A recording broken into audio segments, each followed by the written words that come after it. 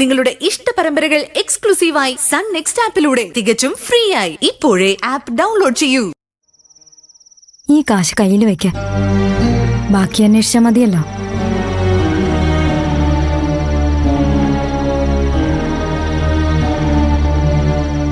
വേണ്ട,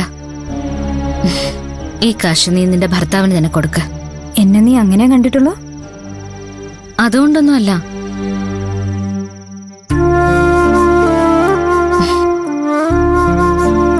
അവസ്ഥകൾ പരസ്പരം മനസ്സിലാവുന്നതുകൊണ്ടാ.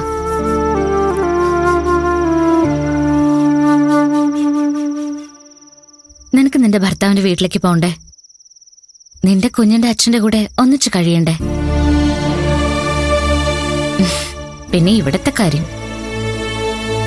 ഞാനങ്ങനെ തോൽക്കൊന്നുമില്ലടി.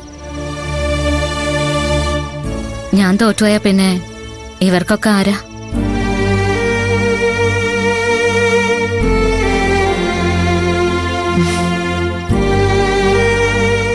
കാർത്തികന്റെ കാശിന്റെ കാര്യം അത് ഞാൻ എങ്ങനെയെങ്കിലും കൊടുത്തോളാം. എങ്ങനെയെങ്കിലും.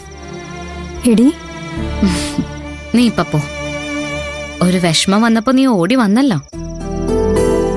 നിന്റെ പ്രശ്നങ്ങളൊക്കെ മാറ്റിവെച്ച് നീ സഹായിക്കാനുള്ള മനസ്സ് കാണിച്ചില്ലേ? എനിക്കത് മതി. നീ പോയിക്കോ. ചെല്ലുമോളെ.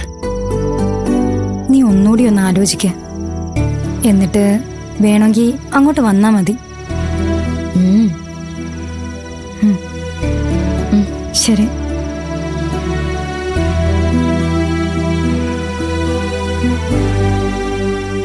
അത് വാങ്ങാമായിരുന്നില്ലേ മോളെ? അത് അവളുടെ ജീവിതത്തിന് ഭർത്താവ് ഇട്ടിരിക്കുന്ന വിലയാ മുത്തു. അതൊന്നും തട്ടിപ്പറിച്ചൂടാ.